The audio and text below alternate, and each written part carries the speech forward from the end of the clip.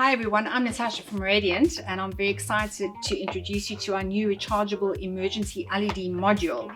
We have two of them. As you can see, we've got an 8 watt and we've got the 16 watt. So the charging time is up to 10 hours and the duration is up to 12 hours that it will last. It's got a warranty of 2 years, and a very good point is that it has a 3-step dimming process when it's on battery mode.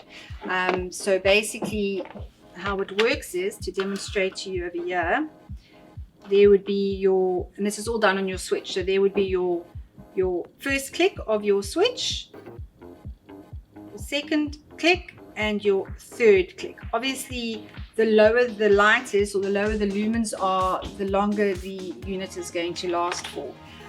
So the bulb shines at 100% brightness on the first click, the second will be 50%, and the third will be 25%. That's just switching it off and on.